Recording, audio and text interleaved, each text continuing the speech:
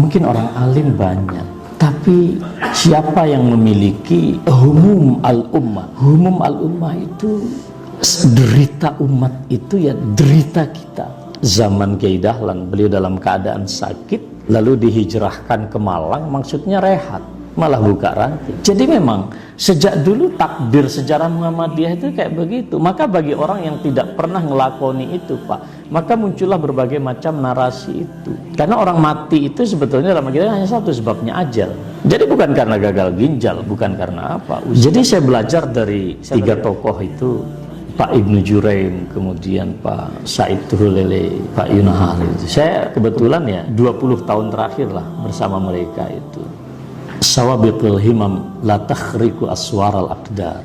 Jadi sedekat apapun para malaikat, semulia apapun para nabi, setakorup apapun para ulama, dia nggak akan bisa menembus pagar takdir. Sehingga Ibnu Athaillah itu menulis di dalam kitab beliau ketika menjelaskan ini, seorang guru pada masa dia, seorang alim itu pernah menderita sakit dan dilihat oleh murid-muridnya sakit. Lalu muridnya mendoakan, afakallah ya sayyidi, semoga Allah menyembuhkanmu wahai tuanku. Tidak mau dia bilang amin. Diulangi doanya sama murid, tidak mau dia bilang amin.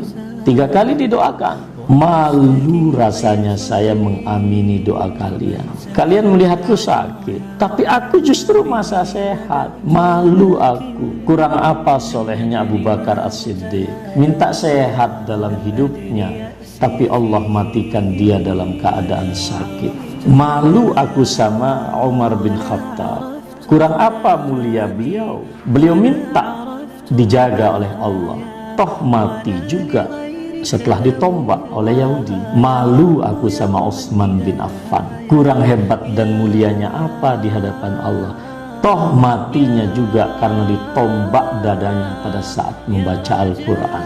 Aku malu sama Ali bin Abi Thalib. Kurang bersih apa jiwa beliau, toh matinya juga di tangan orang-orang Majusi. Takdir. Para sahabat kurang apa, Pak?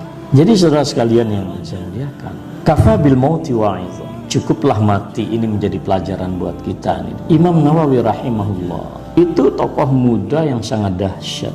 Bahkan tidak ada satu kitab yang jumlahnya lebih banyak setelah Al-Quran daripada Riyadhus Shalihin. Imam Nawawi rahimahullah itu beliau itu punya seorang murid utama namanya Ibnu Atha. Yang ini saya katakan tentang Imam Nawawi rahimahullah. Beliau ini adalah tauladan di dalam 3 persoalan utama. Satu adalah cinta ilmu. Karena hidup beliau ini, Pak, dari pagi sampai terus 24 jam hidupnya itu nuntut ilmu. Disekolahkan oleh ayahnya sampai ayahnya waktu itu di sepertiga akhir malam, di malam-malam ganjil Ramadan itu bermimpi, dan Imam Nawawi waktu itu usianya 7 tahun. Dia bermimpi melihat tiba-tiba ada cahaya yang begitu terang masuk ke dalam rumah Nawawi ini. Ayahnya bingung, ada apa ini? Lalu ditanyakanlah pengalaman beliau kepada gurunya Imam Nawawi, dan jawabannya ketika itu adalah sayakunu lahu sya'nu. Ini anakmu ini nanti di kemudian hari dia akan punya urusan yang begitu agung untuk umat ini.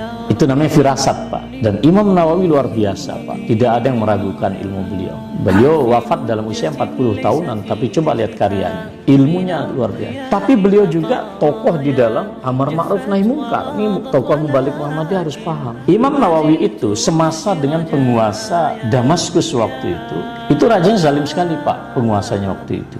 Zalimnya itu sampai pada tingkat dia ingin mengambil alih semua harta orang yang ada di situ, harta tanah orang, alasannya untuk kepentingan negara. Para ulama ditekan untuk menandatangani fatwa bahwa boleh bagi ulil amri mengambil alih hak milik rakyat. Semua ulama yang ada di Damaskus, di Suriah, di Syam ini sekarang Suriah, itu sepakat terhadap fatwa itu, kecuali satu orang namanya Al-Imam An-Nawawi.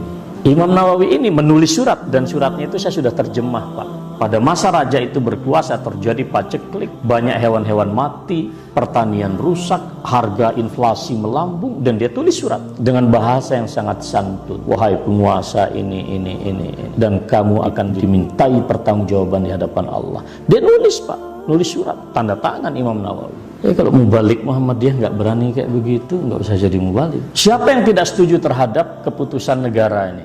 Dia bilang kami ulama setuju, boleh bagi pemerintah mengambil alih tanah rakyat. Hadirkan Imam Nawawi di sini. Hai Imam Nawawi, mengapa kamu tidak setuju fatwa yang sudah didraft oleh para ulama di Damaskus?